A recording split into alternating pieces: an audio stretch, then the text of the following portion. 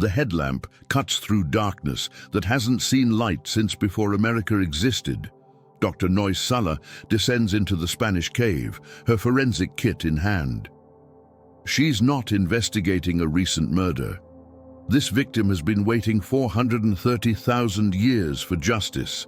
Welcome to Cima de los Huesos, the Pit of Bones, a name that sounds like something Stephen King would dream up, except this horror is real. Tucked away in the Atapuerca Mountains of northern Spain, this cave holds a secret that would make any detective's blood run cold: humanity's first confirmed murder. A vertical shaft, 43 feet deep, accessible only through a chimney so narrow you'd have to squeeze through sideways. At the bottom, not one body, not two, but 28 skeletons minimum, all deliberately thrown down this prehistoric well. This isn't natural death. This isn't an accident. This is my intention. The cave speaks in whispers of bone and stone. Each skeleton tells a story, but one skull, labeled Cranium 17 by scientists who've learned to number their nightmares, screams the loudest. 2 holes punched through the forehead. Same weapon, different angles, the kind of overkill that says this was personal. Now you might think, so what?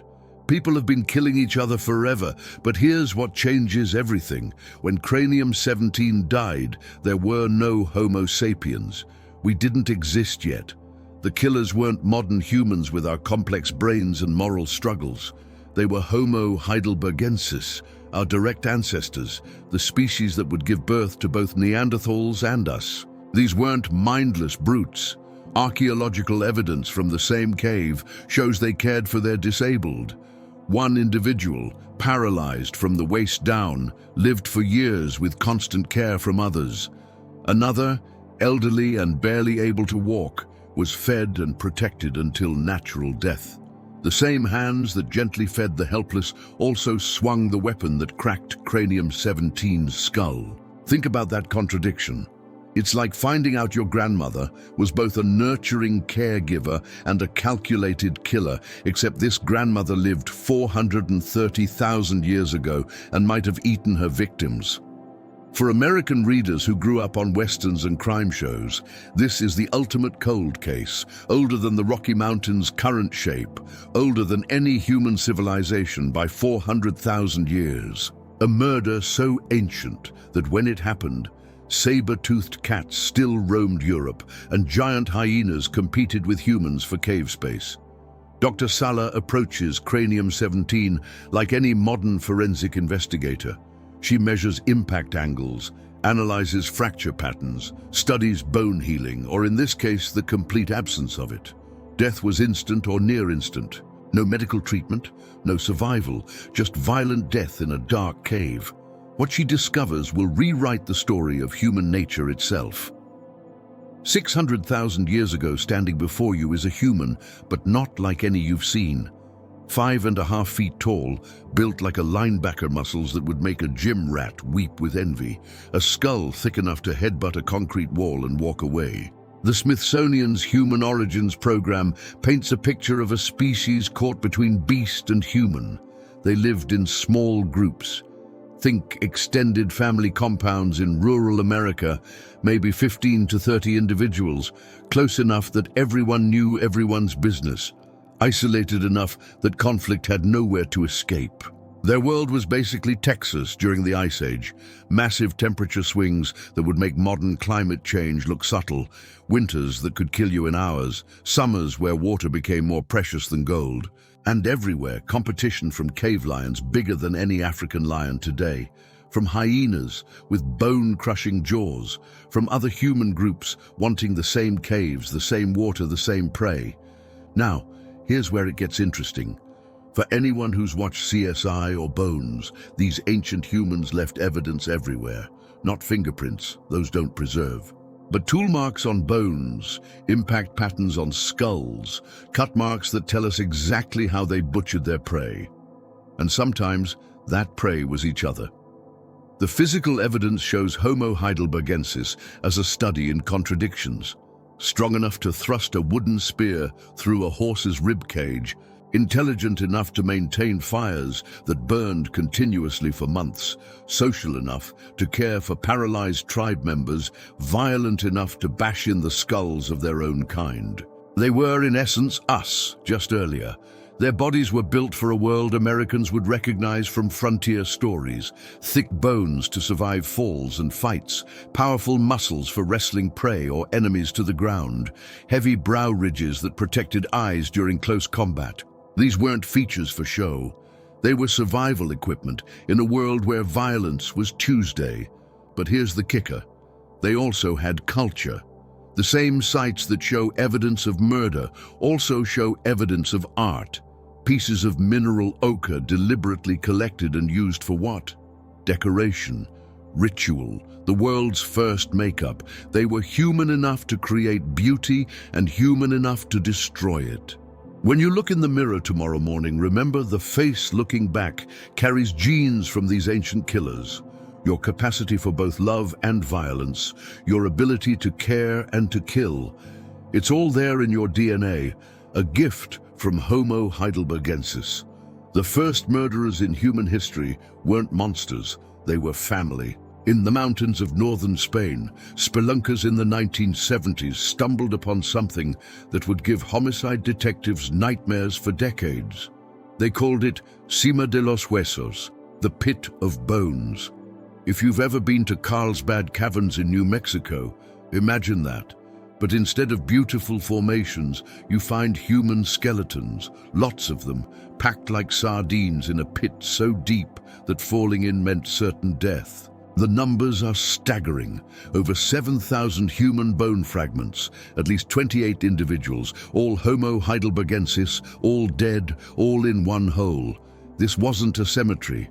This was a body dump. Dr. Juan Luis Arzuaga, who spent 40 years excavating the site, describes descending into the pit like entering a crime scene. Every bone tells a story, he says, and most of these stories end badly. The cave system itself is a natural fortress. The only entrance requires crawling through passages so tight that modern excavators have to remove their equipment belts.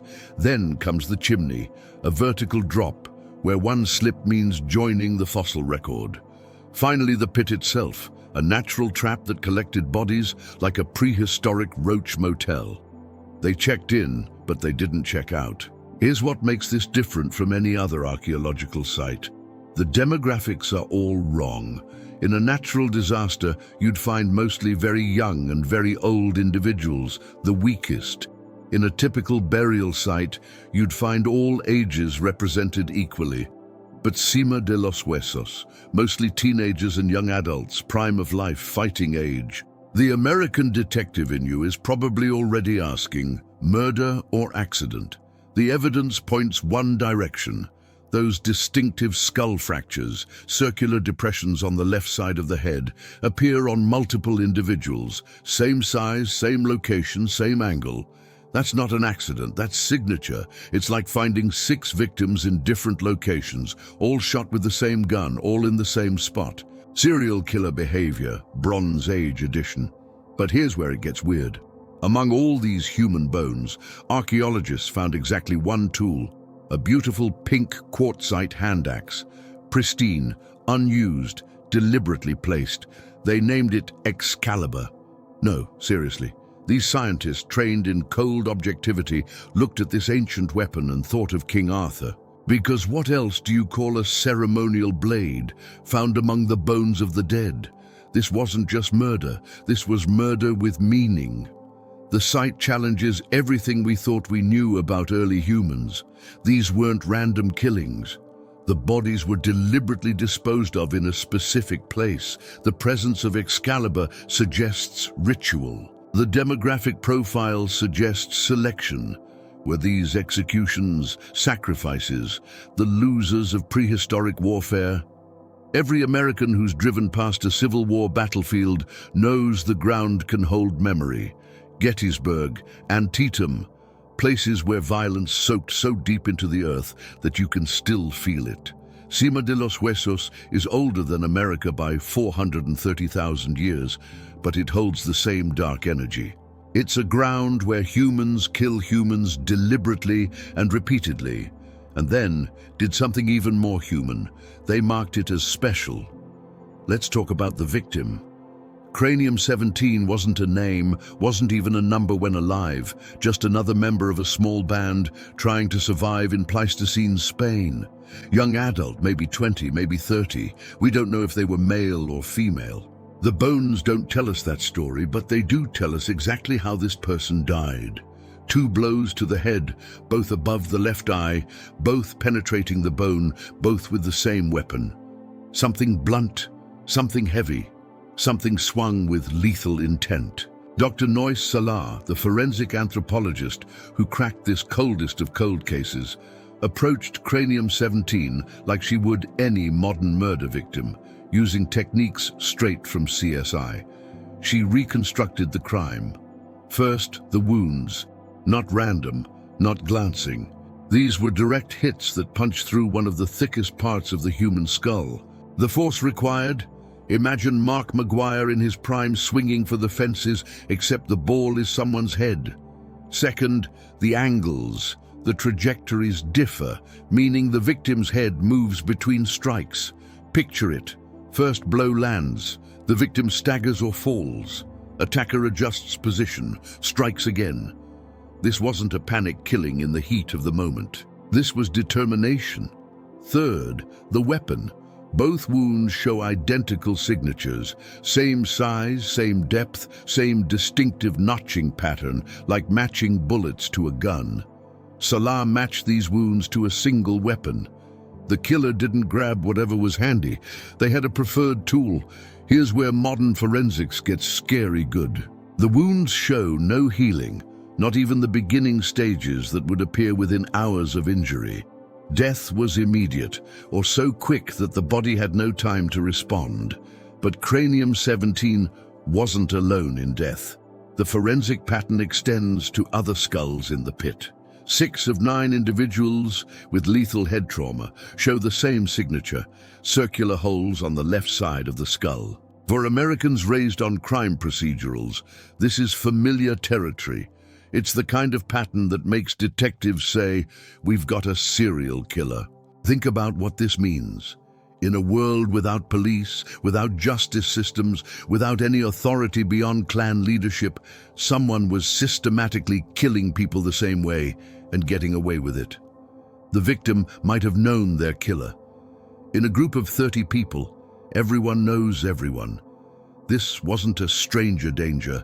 This was intimate violence, the kind where you see your killer's face in those final moments.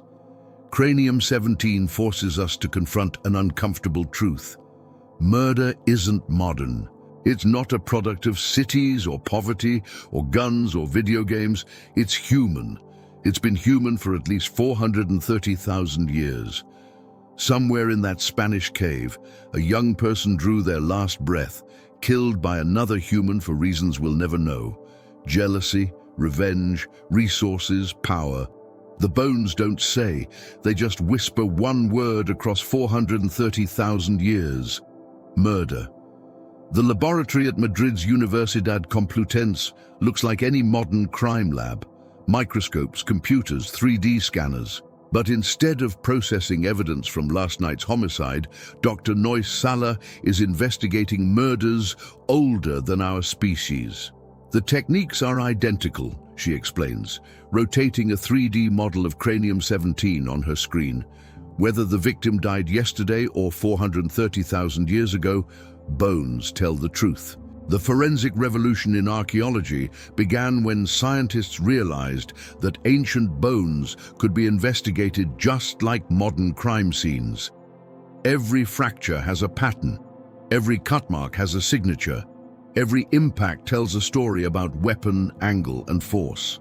For Cranium 17, the investigation followed protocols any American detective would recognize. Step 1, document everything. Using photogrammetry and micro-CT scanning, Salah's team created virtual models accurate to fractions of millimeters. Like crime scene photos, but in 3 dimensions you can rotate, zoom, and analyze forever. Step 2, analyze trauma patterns. Modern forensics distinguishes between perimortem, at death, and postmortem, after-death injuries. Cranium 17's fractures showed classic perimortem characteristics. Bone was still fresh when broken, edges showed no healing, fracture lines radiated in patterns only living bone produces. Step 3. Reconstruct the weapon. Using experimental archaeology, researchers tested different tools against cow skulls of similar density to humans. Only one type consistently produced matching wounds: a wooden club or stone hammer wielded with massive force. Step 4. Determine attack sequence. The angles revealed the victim was probably standing for the first blow, then lower for the second, either falling or already down. Classic execution patterns seen in modern cases. This isn't guesswork. It's science so precise that Spanish courts accept similar analyses as evidence in modern trials. The breakthrough came when Sala applied contemporary forensic software designed for modern murder investigations. Programs that usually reconstruct gunshot trajectories or traffic accidents were repurposed to analyze prehistoric violence. The computer doesn't care if the skull is 4 hours old or 400,000 years old, Sala notes. Physics is physics, force is force, death is death. The investigation expanded beyond individual victims. Statistical analysis revealed patterns. Left-sided injuries suggesting right-handed attackers, confirmed by tooth wear showing this population was predominantly right-handed. Demographic clustering indicating systematic targeting. Multiple victims with identical wound patterns, suggesting a single perpetrator or coordinated group. American audiences familiar with bones or NCIS would recognize every technique, but there's one major difference. No DNA, no fingerprints, no surveillance footage, just bones and stones telling stories across impossible spans of time. The most chilling discovery?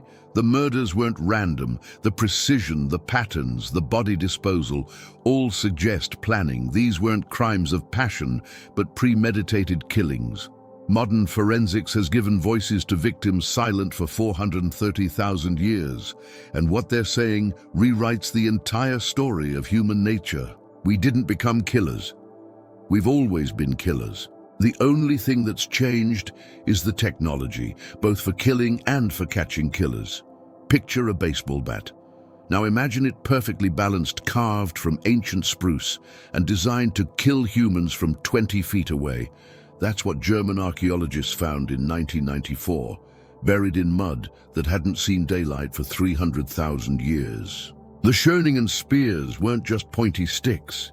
They were engineered missiles that would make a Navy SEAL jealous. Each one crafted with the precision of a modern Olympic javelin, weighted in the front third for maximum penetration, tapered for aerodynamic flight, and carved from wood so carefully selected that the grain ran perfectly straight for strength.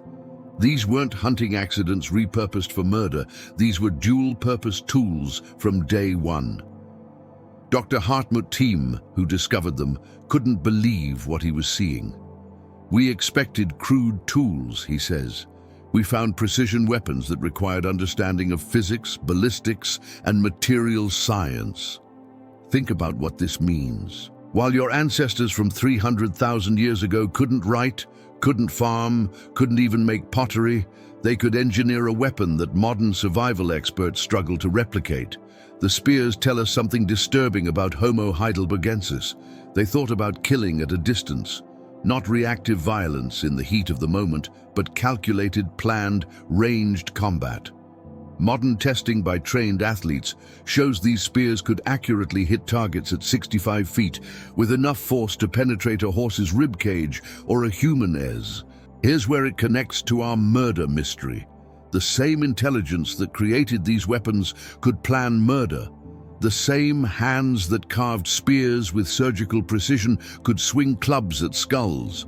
The same minds that calculated trajectory and force could calculate when someone would be alone, vulnerable, killable. The spears were found alongside the butchered remains of horses. But the technology that killed horses worked just fine on humans. And unlike horses, humans knew it was coming. One spear, labeled Spear 2 by scientists, shows repeated resharpening. This wasn't disposable. This was a treasured possession, maintained, cared for, probably named like a cowboy's favorite gun or a soldier's rifle. For American readers who grew up with Westerns, this is the moment everything changed. The Schoeningen spears were humanity's first Colt 45, the great equalizer. Suddenly, physical strength mattered less than skill and planning. A weaker human with a spear could kill a stronger one without ever getting close enough to grapple. The weapons changed the rules of murder. You didn't need to overpower your victim anymore. You just needed to be smarter, faster, or sneakier. And based on the evidence from Cima de los Huesos, someone was using that advantage. The circular wounds on those skulls match impact from thrown objects. Not all the victims were killed up close. Some were hunted. The spears represent a cognitive leap that's both impressive and terrifying. Homo heidelbergensis didn't just make tools. They made weapons. They didn't just kill, they engineered better ways to kill. The mine in Schoeningen, Germany, was eating away at ancient earth when the excavator stopped. In the bucket, not coal, but something that would revolutionize our understanding of human violence. 10 wooden spears, intact. Impossible. Wood doesn't survive 300,000 years. It rots, decomposes, vanishes. But these spears, preserved in miracle mud that kept out oxygen, were perfect. You could pick one up today and throw it. Dr. Thomas Terberger hefts a replica, feeling the balance. This isn't a tool that evolved gradually, he explains. This is intelligent design. Someone sat down and engineered this from scratch. Each spear tells its own story. The longest stretch is 8.5 feet, taller than most NBA players. The shortest, 6 feet, possibly made for a younger hunter or a younger killer. The engineering specs read like a military manual. Maximum thickness positioned at 33% from the tip, exactly where modern javelins balance. Tips carved from the hardest part of the tree, where the trunk meets the roots. Shaft diameters that fit perfectly in the human hand. But here's what made archaeologists' blood run cold. These were found in perfect condition, no breaks from use, no damage from impact. These particular spears were cached, hidden deliberately for future use. Someone was stockpiling weapons. For Americans familiar with survivalist culture, this resonates. It's the ancient equivalent of a weapons cache, a rainy day arsenal. Except the rainy day they were preparing for involved other humans. The location tells another story. Schoeningen sits on what was then a lakeshore, a natural gathering place where humans and animals came for water. Sound familiar? It's the same setup as Cima de los Huesos. Water source, limited access, perfect for ambush. Testing by modern athletes revealed something disturbing. While the spears could take down horses and deer, they were over-engineered for hunting. The penetration power exceeded what was necessary for even the largest prey animals. These would go through a horse and out the other side, notes experimental archaeologist Annemieke Milks. The only reason to make them this powerful is if you expected to encounter something tougher than horsehide, like human defensive clothing or shields or other humans trying to stop the spear. The variety suggests specialization. Some spears were clearly for throwing, lighter, more flexible. Others were thrusting weapons, heavier, stiffer. It's the difference between a sniper rifle and an assault weapon, different tools for different kinds of killing. The preservation quality lets us see details that chill. Careful fire hardening of tips, deliberate roughening of grip areas for better handling when bloody, and impact marks, suggesting these were tested extensively before use. This wasn't occasional tool use. This was an arms industry. The same soil layer contained the remains of butchered horses, but also something else. human footprints, multiple individuals, including children, walking among the weapons. This was a community that lived with engineered death as part of daily life. Here's what doesn't make sense. The same cave that holds murder victims also holds evidence of extraordinary compassion. Meet SH-14, nicknamed Elvis the Viejo, the Old One. Discovered in the same Cima de los Huesos pit as our murder victims, Elvis tells a different story entirely. This elderly individual, probably male, lived with a severely deformed pelvis that would have made walking excruciating, maybe impossible. The condition had persisted for years. The bone shows extensive remodeling that only happens with time. In the brutal world of 430,000 years ago, Elvis should have died quickly. Couldn't hunt, couldn't run from predators, couldn't even gather food effectively. Yet he lived to old age. Someone fed him, someone protected him, someone carried him when the group moved, for years. Dr. Ana Gracia Tellez, who studied Elvis's remains, puts it bluntly: this level of care required multiple individuals dedicating significant resources to keeping a useless member alive. It's healthcare before humanity technically existed. The contradiction is mind-breaking. The same population that systematically murdered young adults also tenderly cared for the disabled. It's like finding out a serial killer runs an orphanage, except both behaviors were normal for Homo heidelbergensis. The evidence for care extends beyond Elvis. Skull 5 from the same site shows a severe cranial deformation, craniosynostosis, that would have been visible from birth. This individual lived to young adulthood despite a condition that would have marked them as different, possibly impaired. In a world where different means dead, someone said, "No, this one we protect." Another skeleton shows healed fractures that would have required weeks of immobilization. No movement means no food gathering. Yet they recovered, were fed, rejoined the group. For Americans raised on frontier stories, this resonates. Every Western has the grizzled doctor who'll treat anyone, outlaw or sheriff. The code of the West included both violence and mercy, often from the same hands. But Homo heidelbergensis took it further. They weren't just occasionally merciful. Caregiving was systematic, expected, and cultural. The archaeological record shows dedicated healing spaces, areas within caves with evidence of long-term occupation by injured individuals, prehistoric recovery rooms where broken humans were reassembled. This wasn't accidental kindness. It was organized healthcare. The same hands that crafted killing spears also crafted splints. The same minds that planned murder also planned treatment schedules for the disabled. The same society that threw bodies down a pit also gently laid out the naturally deceased. Modern psychologists have a term for this: cognitive dissonance, the ability to hold contradictory beliefs simultaneously. We're usually associated with complex modern minds, but Homo heidelbergensis had it 430,000 years ago. They could look at a disabled elder and see someone worth saving, then look at a healthy young adult and see someone worth killing, sometimes on the same day. The paradox reveals something fundamental about human nature. We've always been complicated. The capacity for both extreme cruelty and extreme compassion isn't a modern development.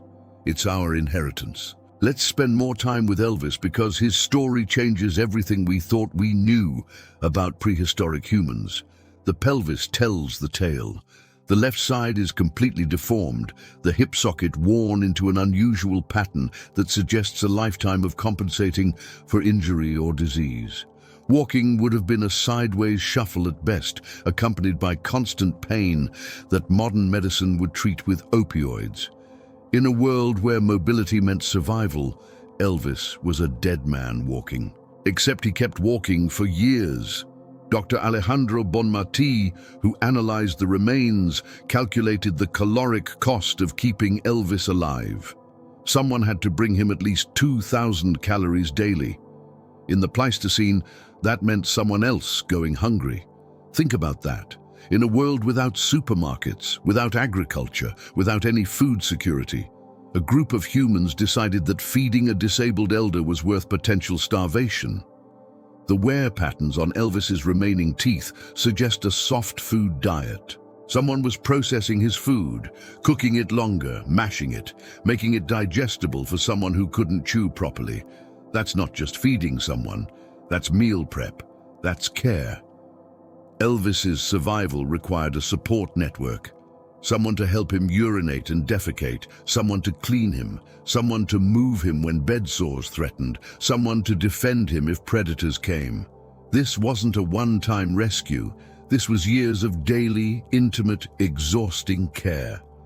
For American readers familiar with family members in nursing homes, you know the cost, emotional and financial. Now imagine providing that care in a cave surrounded by saber-toothed cats, with no medical equipment, no painkillers, no hope of improvement. Yet they did it. The location of Elvis's bones in the pit suggests he was deliberately placed, not thrown. While murder victims show impact trauma from falling, Elvis was apparently lowered or carried down. Even in death, he received special treatment. This raises disturbing questions about the murders. If this society valued life enough to support Elvis, why kill healthy adults? The answer might lie in what anthropologists call selective compassion. Modern studies of violence show that humans categorize others as us or them. Us receives unlimited compassion.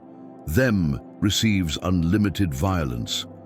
The same soldier who risks his life for squadmates might kill enemies without hesitation. Elvis was us. The murder victims were them. But what made the difference? Family ties, tribal affiliation, some prehistoric event that marked certain individuals for death? The bones don't say. They just show us the extremes. Extraordinary mercy and extraordinary violence existing simultaneously in the same small population. Elvis forces us to abandon simple narratives about savage prehistoric humans. These weren't unthinking brutes. They made complex moral calculations about who deserved care and who deserved death, the same moral calculations we make today, just with different tools and terminology. When Elvis finally died, naturally from age and accumulating disabilities, someone made sure he joined his people in the pit. Not thrown like trash, placed like family. The first murderers in human history were also the first nurses, the first social workers, the first to say that a life's value isn't measured in productivity. 6,000 miles from Spain, in Ethiopia's Awash Valley, another skull tells an even darker story. The Bodo cranium, discovered in 1976, is 600,000 years old, nearly twice as ancient as our Spanish murder victims. But the evidence carved into its bone is unmistakable. Someone skillfully removed every scrap of flesh from this face. Dr. Tim White, who analyzed the cut marks, describes them with clinical precision.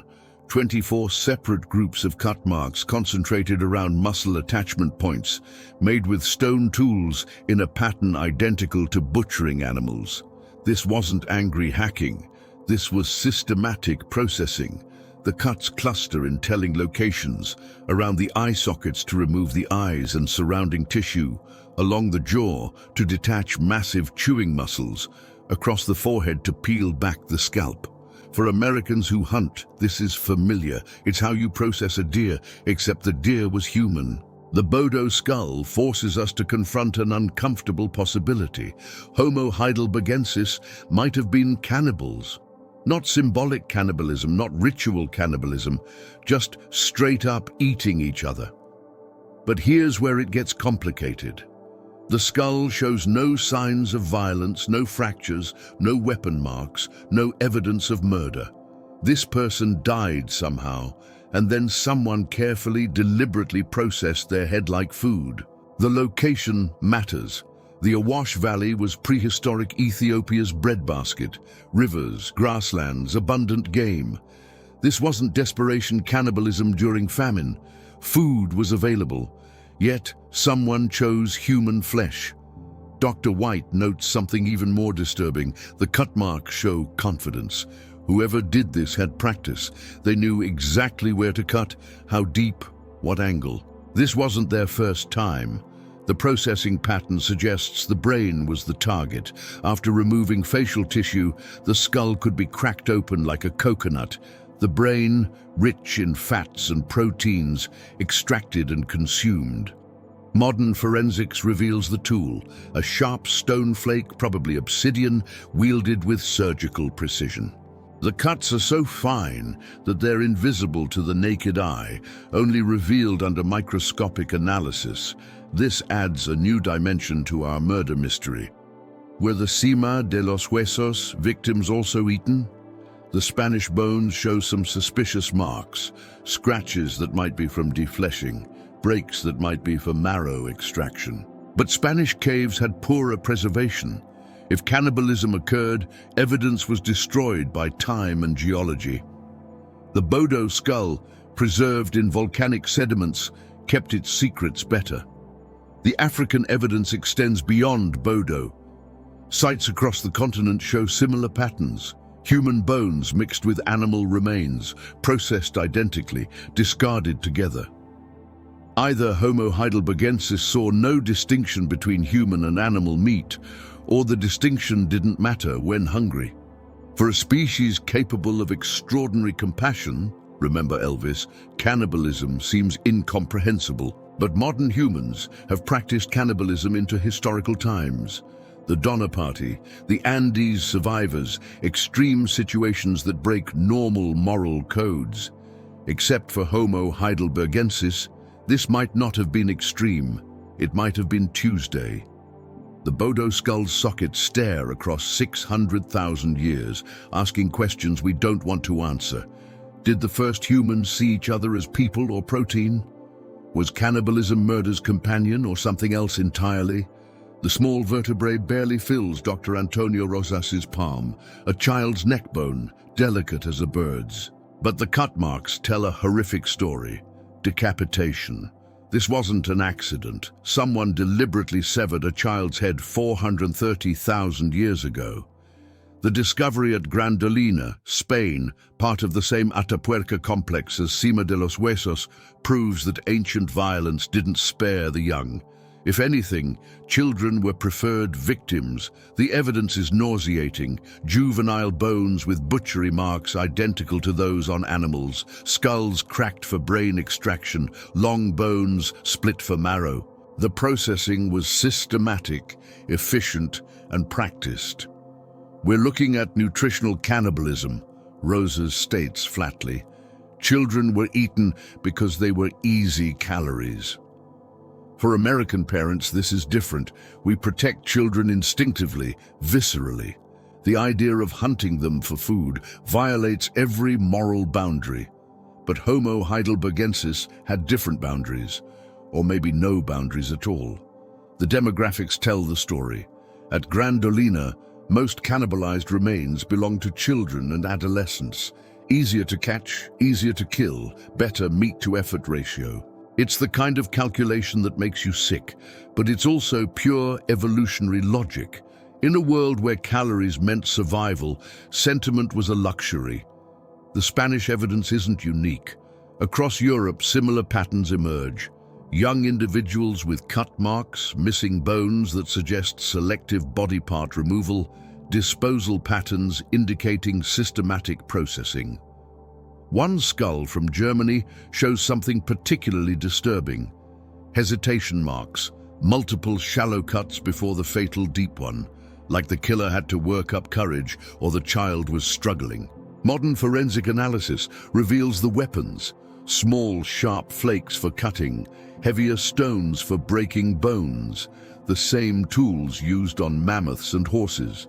No special equipment for human processing. We were just another animal. But here's the paradox again. The same sites that show child cannibalism also show child care, healed injuries on juvenile bones indicating medical treatment, disabled children who survived to adolescence. Someone was protecting some children while eating others. The difference might have been group membership. Our children were sacred. Their children were food. It's the kind of in-group, out-group distinction that still drives human conflict. We just don't eat the out-group anymore, usually. For the Cima de los Huesos murders, this adds context. If children could be killed and eaten, why not adults? The moral framework, if it existed, clearly permitted lethal violence against some humans. The child victims force us to abandon romantic notions about prehistoric innocence. These weren't noble savages living in harmony with nature.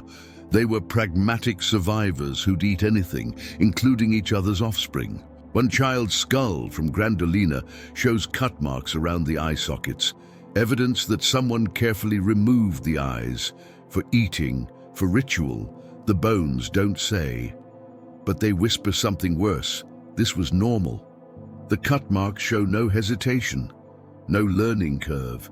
Whoever butchered these children had done it before, many times. The American West had law, even if it was rough. Sheriffs, marshals, circuit judges. Homo heidelbergensis had none of that. Just small bands making their own rules, enforcing them with stone and muscle. Think Deadwood before Deadwood. No badges, no courts, no appeals, just immediate final justice delivered at spear point. Dr. Deborah Martin, who studies prehistoric violence, draws parallels to frontier America. Small, isolated groups, resource competition, no external authority. It's the perfect recipe for vigilante justice. The Cima de los Huesos murders start making sense in this context. 28 bodies, mostly young adults, not random victims, but selected ones. In frontier terms, this looks like a purge. Maybe they broke group rules. Maybe they challenged leadership. Maybe they were outsiders who threatened resources. Without law, the group becomes judge, jury, and executioner. The American frontier had range wars over water and grazing rights. Homo heidelbergensis had cave wars. The best caves, dry, defensible near water, were prehistoric Manhattan real estate worth killing for. Evidence from multiple sites shows repeated occupation by different groups. Neanderthal layers, then H. heidelbergensis, then Neanderthal again. The caves changed hands, probably violently. One French site shows evidence of a massacre, multiple individuals killed simultaneously, bodies burned, sites abandoned for generations. It's the kind of total violence that happens when justice becomes revenge. The weapons cache at Schöningen takes on new meaning in this context, not just hunting equipment, but an arsenal, like frontier families keeping rifles loaded by the door. The demographic pattern at Cima de los Huesos, mostly young adults, matches what anthropologists see in tribal warfare. Fighting-age individuals eliminated to weaken rival groups, the old and young spared because they're not threats. But frontier justice requires someone to enforce it. The systematic nature of the murders, same weapon, same method, suggests an executioner. Not mob violence, but authorized killing. Was there a prehistoric Judge Roy Bean, someone who decided who lived and died? The evidence suggests yes. The technical skill required for those precise skull fractures indicates practice. This was someone's job. Modern studies of frontier violence show it followed patterns. Escalation cycles, revenge killings, blood feuds spanning generations. The Cima de los Huesos pit might be one chapter in a longer story of group conflict. The presence of Excalibur, that ceremonial hand axe, suggests the killings had meaning beyond mere elimination. Like hanging bodies at crossroads as warnings, throwing them in a specific pit sent a message. To whom? Other groups, their own members, the gods they might have believed in. The frontier parallel extends to resource management. American settlers fought over gold claims. Homo heidelbergensis fought over carcasses. A mammoth kill could feed a group for weeks, worth defending, worth killing for. The violence patterns show seasonal variations, more murders in winter when resources were scarce, fewer in summer when food was abundant. Like frontier towns that got deadlier when the mines played out. Without formal law, violence becomes law. The strongest make rules, the weak follow or die. It's frontier justice stripped to its essence. 6 skulls, same injuries, same location on the head, same weapon signature. In modern terms, we'd call this a serial killer's work. But can you be a serial killer when killing might have been socially acceptable? Dr. Jose Maria Bermudez de Castro, studying the patterns, noticed something chilling. The precision suggests not just practice, but preference. This killer had a method.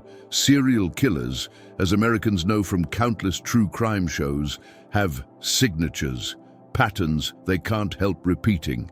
The Cima de los Huesos killer had one too. Circular depressions on the left frontal bone, created by striking downward with a rounded object, always the left side. Victim facing killer, always from above. Height advantage or victim on knees, always with excessive force, anger or making sure. The temporal spacing matters. The body's accumulated over time, decades, maybe centuries. Not a single violent event, but repeated killings. Someone in that community was a recurring murderer. Modern profiling would suggest right-handed, physically powerful, elevated position during attacks, suggesting authority, access to victims, trusted community members. It's BTK in the Bronze Age, a killer hiding in plain sight. The victim selection shows patterns too. Young adults primarily, both sexes, no obvious physical disabilities. These weren't mercy killings or elimination of the weak. The victims were healthy, productive members. Why them? Sexual jealousy, resource competition, social challenge, or the prehistoric equivalent of because I can. The methodical body disposal suggests organization, not hiding evidence. Everyone knew where the pit was, more like displaying trophies. The killer wanted the bodies found, counted, remembered. Modern serial killers often keep souvenirs. Was Excalibur a trophy? The only artifact among bones, beautiful and unused, placed deliberately. It fits the profile. The killer had to be protected or powerful. In a group of 30 people, you can't hide multiple murders unless the group allows it. Either they feared the killer, needed them, or approved of the killings. Perhaps this was prehistoric population control. When groups grew too large for resources, someone had to go. The killer might have been sanctioned, even honored. It's the difference between a serial killer and an executioner. Both kill repeatedly, both develop methods, but one is criminal, the other civil servant. The forensic evidence can't tell us which this was, but it can tell us this. Someone in that prehistoric group killed at least 6 people the exact same way. They got better at it over time. Later wounds show cleaner breaks, more efficient strikes. They were learning, improving, perfecting their craft. The implications for human nature are dark. If serial killing existed 430,000 years ago, it's not a modern aberration. It's an ancient human behavior coded in our DNA alongside compassion and creativity. The same species that cared for Elvis the Old also produced someone who methodically murdered peers, not in passion, but with practice, not randomly, but with selection.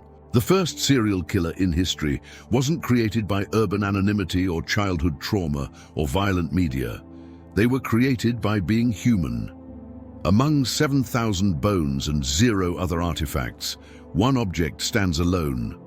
A rose quartz hand axe, pristine as the day it was made, deliberately placed among the dead. They called it Excalibur, and it might be humanity's first gravestone. The axe itself is extraordinary, carved from translucent pink quartz, not local stone, but carefully selected and transported. The craftsmanship exceeds functional needs. This is art, not a tool. It's like finding a Fabergé egg in a mass grave, notes Dr. Marina Mosquera, who studies the artifact. Beautiful, impractical, and definitely significant. The quartz came from miles away. Someone climbed mountains, selected this specific stone, carried it back and spent hours creating something that would never cut meat or scrape hide. This was always intended for something else. For Americans familiar with Arlington National Cemetery, Excalibur makes sense. It's the tomb of the unknown soldier, 430,000 years early, a marker that says, "Here lie the dead." Here, meaning matters, but what is the meaning? The placement wasn't random. Excavation shows it was deliberately positioned, not dropped or thrown. Someone climbed down into that pit of decay and carefully placed this beautiful object among corpses. This suggests the murders weren't just disposal of unwanted individuals. There was ritual, ceremony, perhaps even honor. Modern parallels exist. The mafia's concrete shoes, Viking blood eagles, murders that are also messages, killings that are also ceremonies. Excalibur transforms the pit from dump site to sacred space. These weren't just bodies thrown away. They were deposits in a ritual that required specific tools, specific place, specific meaning. The rose quartz itself carries significance. In many cultures, quartz is associated with spiritual power. Did Homo heidelbergensis believe it held souls, guided spirits, protected the living from the angry dead?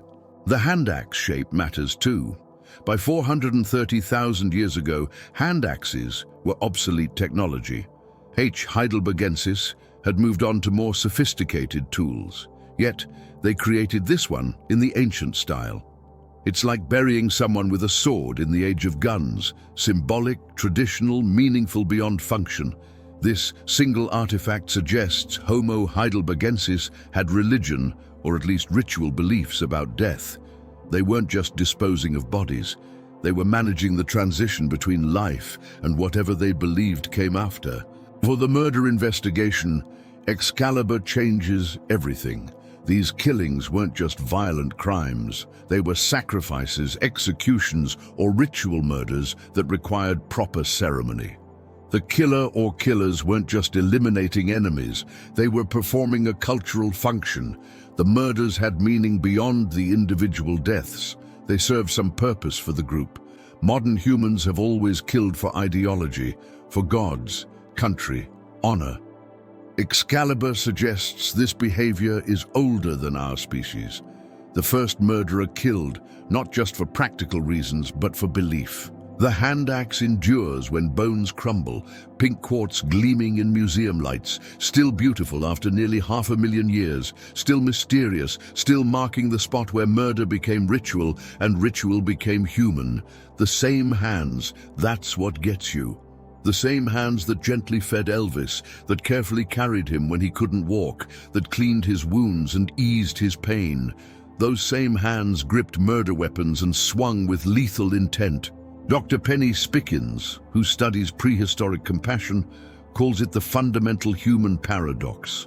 We are simultaneously the most caring and most violent species on Earth. The evidence from Homo heidelbergensis makes this paradox our inheritance. Consider the cognitive dissonance required. In the morning, you're spoon-feeding an elderly invalid, showing patience and kindness that would make Mother Teresa proud. By afternoon, you're systematically murdering a healthy peer and throwing their body down a pit. Modern psychology has terms for this: compartmentalization, moral flexibility, situational ethics. We usually associate these with complex modern minds, dealing with modern moral complexities. But Homo heidelbergensis had it first. They could look at a disabled child and see sacred life worth any sacrifice to preserve, then look at a neighboring group's child and see calories. The same species, the same age, completely different moral categories. It's the trolley problem in prehistoric form. Save 5 by killing 1. They didn't philosophize about it. They just did it. Americans understand this duality. We're the nation that produced both Martin Luther King Jr. and Ted Bundy. We celebrate veterans who killed for the country and condemn killers who killed for pleasure. The context matters more than the act. Homo heidelbergensis had context too. Elvis was us, deserving infinite care. The murder victims were them, deserving efficient elimination. The distinction could be family, tribe, or some prehistoric division we'll never understand. But they definitely understood it. The systematic nature of both behaviors, care and killing, shows these weren't emotional responses, but policy decisions. The care for disabled individuals required group consensus. Resources were too scarce for one person to unilaterally decide to support a non-contributor.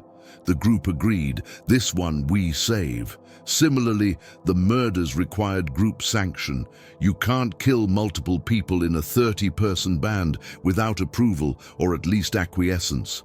The group agreed, these ones we kill. This dual capacity might have been humanity's edge. Neanderthals were stronger, but perhaps less flexible in their compassion. Other species might have been more uniformly peaceful or violent. Homo heidelbergensis could switch modes as needed. Care when it built group cohesion, kill when it eliminated competition, both behaviors serving survival just from different angles. The archaeological record shows this flexibility was conscious, the careful placement of Elvis versus the thrown bodies of murder victims, the ceremonial Excalibur versus the practical weapons. They knew the difference between honored dead and eliminated enemies. Modern humans inherited this duality. We're capable of extraordinary sacrifice for those we love and extraordinary cruelty to those we hate, sometimes in the same person, containing both capacities. The first murderers weren't monsters. They were humans, exhibiting the full range of human behavior.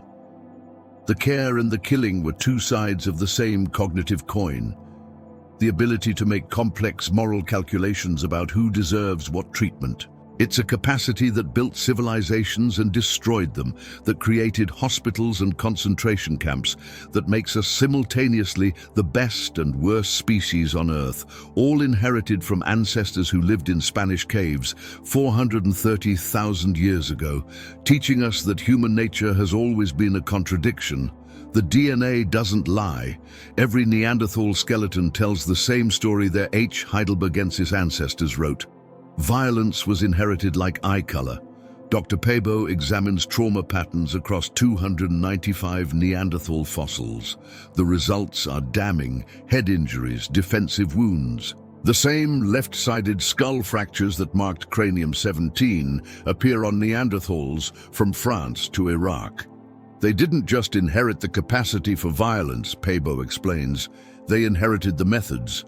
Shanidar Cave, Iraq. A Neanderthal graveyard that reads like a police blotter. Shanidar 1, skull fracture, survived. Shanidar 3, penetrating wound to the ribs, likely from a thrown spear. Shanidar 5, blunt force trauma to the head, didn't survive. The weapon, same rounded implement that killed H. heidelbergensis victims 200,000 years earlier. But here's what chills archaeologists. Neanderthals improved on their ancestors' violence. Where H. heidelbergensis killed individually, Neanderthals may have committed genocide. El Cedron, Spain, tells the story. 12 Neanderthals, men, women, children, all killed simultaneously. Cut marks show they were butchered and eaten. DNA reveals they were a family group. 3 adult females, 3 adult males, 3 teenagers, 3 children, an entire bloodline erased in an afternoon.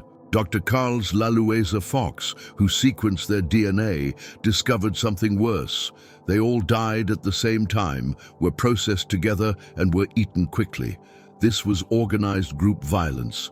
The Saint-Césaire Neanderthal from France shows a healed skull fracture almost identical to cranium 17's fatal wounds. Same location, same angle, same weapon type.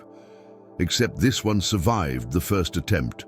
Someone tried to kill him the traditional way, failed, and he lived to heal. The violence patterns evolved, but stayed recognizable, like a family recipe passed down generations, modified, but maintaining core ingredients.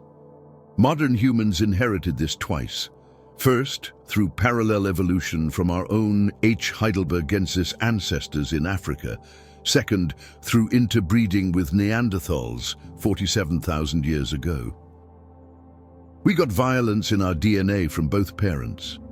Studies of modern human remains from the same period show identical trauma patterns. It's not that Neanderthals were more violent than us, it's that we were all violent, all carrying grandfather H. heidelbergensis' bloody legacy. The most disturbing evidence comes from child Neanderthals. Forbes Quarry, Gibraltar, a 4-year-old with cut marks on the skull. Krapina, Croatia, teenager with defensive wounds on forearms. They learned violence young because violence was a curriculum. For Americans who worry about violence in media affecting children, consider this. Neanderthal children watched real violence daily, grew up normalizing it, inherited not just genes, but a culture of killing. Yet, like their H. heidelbergensis ancestors, Neanderthals also cared for injured members. Shanidar I lived for years as an amputee. La Chapelle-aux-Saints individuals survived despite crippling arthritis. The duality passed perfectly from ancestor to descendant. The same contradictory nature, compassionate and cruel, that defined H. heidelbergensis became Neanderthal, then became us. 430,000 years of silence, and the bones still won't tell us why. There you go. Dr. Deborah Martin has spent 40 years studying prehistoric violence, and she's learned to read patterns like motives. Modern murders have limited categories, she explains: passion, profit, power, or pathology. Ancient murders probably had the same. Let's examine the evidence like a cold case detective. Theory 1. Resource competition. The Cima de los Huesos murders coincide with climate instability. Ice ages making food scarce, caves becoming precious. Maybe these were resource wars, and the dead were the losers. The demographic profile supports this. Mostly young adults, prime competitors for resources. But Elvis the Old, surviving, argues against pure resource competition. Why feed a useless elder while killing productive adults? Theory 2. Tribal warfare. The systematic nature suggests organized conflict between groups, the pit as a warning. This is what happens to outsiders. But isotope analysis of the bones shows they all ate the same diet, lived in the same region. These weren't strangers, they were neighbors, maybe family. Theory 3. Ritual sacrifice. Excalibur suggests ceremony. The careful body placement implies meaning beyond disposal. Were these sacrifices to prehistoric gods, offerings for successful hunts, payment for spiritual protection? Many cultures practiced human sacrifice into historical times. The Aztecs, the Celts. Why not H. heidelbergensis? Theory 4. Social control. Every society has rules. Break them, face consequences. In a world without prisons, execution was the only permanent punishment. The victims might have been criminals by prehistoric standards. Thieves, adulterers, threats to group cohesion. The pit wasn't a grave, but a warning. Theory 5. Population control. Small groups couldn't support unlimited members. When populations exceeded carrying capacity, someone had to go. The age distribution, young adults, suggests selective culling. Keep the experienced elders for knowledge. Keep children for future. Eliminate excess breeding age adults. Theory 6. Pathological killer. The signature wounds suggest a single killer or coordinated group. Maybe H. heidelbergensis produced humanity's first serial killer, and the group either couldn't stop them or didn't want to. In small groups, a single violent individual could dominate through fear. The murders might be one person's pathology, tolerated by terrorized peers. Dr. Martin's conclusion frustrates and fascinates. We have the physical evidence of murder, but not the psychological evidence of motive. It's like having a body, a weapon, and a killer, but no confession. The African evidence adds complexity. The Bodo skull's defleshing might be ritual, cannibalistic, or practical. Without context, we're guessing. Modern murders often have multiple motives: jealousy plus opportunity, anger plus alcohol. The H. heidelbergensis murders probably had similar complexity we can't decode. For Americans used to true crime shows where everything gets solved in 60 minutes, this is maddening. We have history's oldest murder case with forensic evidence that would convict in modern court, but we'll never know why cranium-17 died. The motives are lost to time, leaving only facts. 430,000 years ago, humans killed humans deliberately, repeatedly, and systematically. The why matters less than the what. Murder entered human behavior before we were even fully human. Not everyone ended up in the pit. For every skull showing fatal fractures, archaeologists find others showing healed wounds. These are the survivors, the ones who escaped ancient violence, and their bones tell stories of near death and narrow escapes. Meet TD648 from Grandolina, a young adult with a partially healed depression fracture on the skull. Someone hit them with the same type of weapon that killed cranium-17, but not quite hard enough. They survived, recovered, and lived to potentially face violence again. The healing patterns tell us about prehistoric medical care, explains Dr. Anna Gracia. These aren't just natural recoveries. Someone cleaned wounds, prevented infection, maybe even set bones. The survival rate surprises modern researchers. About 40% of severe head injuries show healing. In a world without antibiotics, surgery, or even clean water, that's remarkable. The survivors often show multiple healed injuries. Like prehistoric John McClane's, they survived violence repeatedly. One skeleton from Germany shows 3 separate healed skull fractures, different ages of healing, suggesting different attacks over years. Were they especially tough, lucky, protected by groups that valued them despite injuries? The answer might be all 3. Survivor profiles show patterns. More robust individuals with thicker bones survived impacts that killed gracile individuals. Sexual dimorphism suggests males survived violence more often, possibly due to stronger skulls or better post-injury care. But survival required more than physical toughness. It required social support. A survivor with a head injury would be unconscious for days, vulnerable for weeks, impaired for months. Someone had to guard them from predators, bring them food and water, and keep them warm. In the Pleistocene, that level of care meant the group valued them enough to risk resources. The Saint-Césaire Neanderthal tells one survival story. Massive blunt force trauma to the head, survived for months based on healing, but the wound would have caused significant brain damage. This person lived impaired, protected by their group, despite reduced capacity.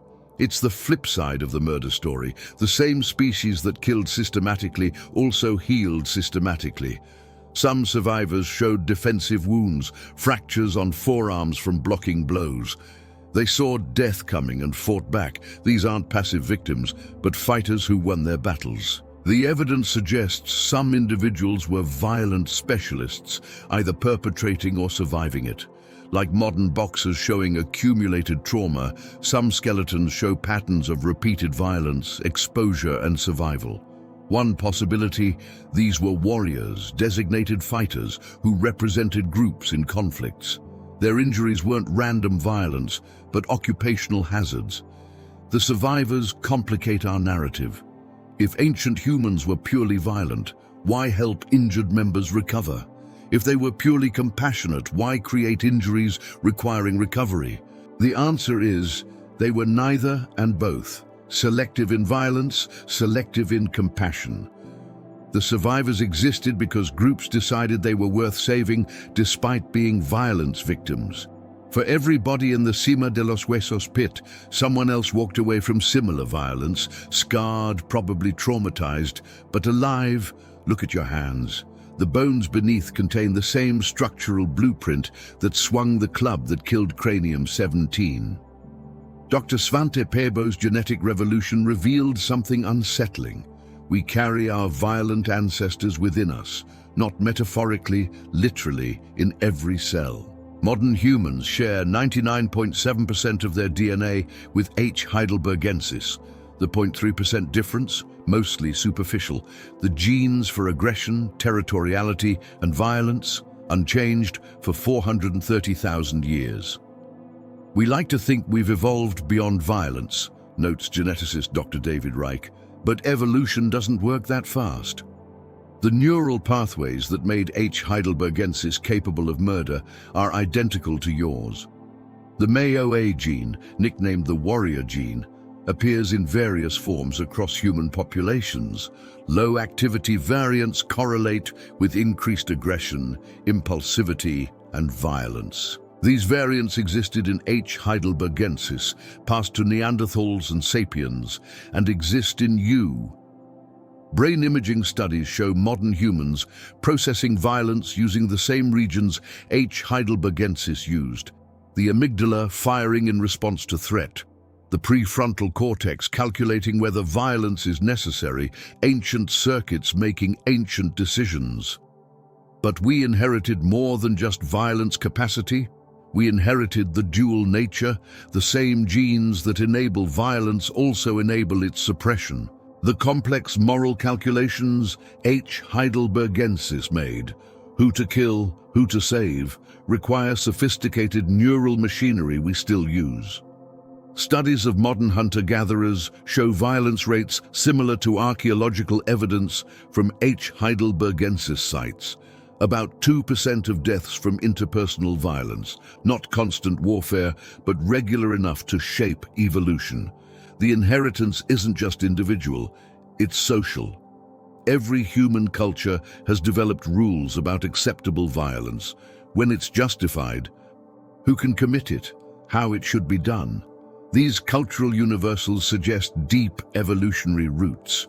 Modern military training doesn't teach violence. It reveals capacity that already exists. The ability to overcome killing reluctance, to dehumanize enemies, to commit coordinated group violence, all inherited from ancestors who threw bodies down Spanish pits. But we also inherited Elvis the Old's caregivers, the genes for empathy, compassion, and sacrifice. The neural machinery that makes us feel others' pain, want to help, need to heal. Twin studies show both violent tendencies and compassionate behaviors have genetic components. Nature, not just nurture, inherited, not just learned. The duality that defined H. heidelbergensis defines us. We're capable of extraordinary cruelty and extraordinary kindness, sometimes on the same day, sometimes toward the same person. Modern cities are designed around this inheritance. Police forces assume some humans will be violent. Hospitals assume others will heal the damaged. Courts try to determine which violence was justified. We've institutionalized the H. heidelbergensis duality, made careers from both sides of our nature, soldiers and surgeons, executioners and nurses, all playing out roles written in our DNA 430,000 years ago. The evidence is uncomfortable but undeniable. Yes, modern humans don't just descend from killers. We are killers, the same species that committed history's first murder, just with better weapons and more complex justifications. Dr. Steven Pinker argues violence has declined historically. Per capita murder rates are lower than prehistoric levels, but that's statistics, not psychology. We haven't become less violent. We've become better at controlling violence. Every war proves we're still capable of cima de los huesos level killing. Every genocide shows we can still dehumanize others enough to throw them in pits. Every murder trial demonstrates that 430,000 years hasn't eliminated the impulse. The weapons evolved. Clubs became guns, pits became gas chambers. But the psychology remains identical, defining some humans as killable and then killing them efficiently. Modern forensics uses the same techniques on contemporary murders that Dr. Sala used on Cranium-17 because the patterns haven't changed. Blunt force trauma to the head is still the most common murder method. We still hit each other with heavy objects when angry. but we're also still the caregivers of Elvis the Old. Every ICU proves humans will exhaust resources, keeping damaged individuals alive. Every special needs classroom shows we still care for those who can't contribute. Every healing wound demonstrates the same compassion that helped 40% of H. heidelbergensis head trauma victims survive. The duality isn't historical, it's current. The same person who would kill to protect their family would sacrifice everything to save them. The soldier who kills enemies tends to wounded comrades. The surgeon who saves lives might support capital punishment. We've added layers of civilization, lore, and philosophy, but scratch the surface and find H. heidelbergensis. Push humans to extremes, war, disaster, survival situations, and watch prehistoric patterns emerge instantly. The Stanford Prison Experiment, the Milgram Obedience Studies, My Lai, Rwanda, every example of humans quickly reverting to systematic violence when conditions allow, not learning new behaviors, but revealing ancient ones. Yet also, every disaster bringing out helpers, every tragedy producing heroes, every violence creating healers, the same dual nature, just with modern context. We've built entire civilizations trying to manage our H. heidelbergensis inheritance. Laws to prevent murder, medical systems to heal violence, militaries to channel aggression, all acknowledging that 430,000 years of evolution can't be wished away. The Cima de los Huesos pit exists in every society. We just call it different names: prison, execution chamber, battlefield, places where humans systematically kill humans for reasons the group accepts.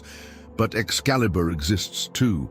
The ceremonies, rituals, and meanings we attach to violence, the attempts to make killing sacred or justified or honorable. The same need to mark violence as special that made someone place a pink hand axe among corpses.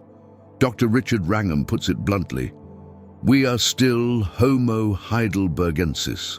We've just gotten better at pretending we're not. The first murderers in human history weren't a different species. They were us. Their violence wasn't prehistoric. It was human. And 430,000 years later, standing in museums looking at Cranium 17, we're not observing ancient history. We're looking in a mirror.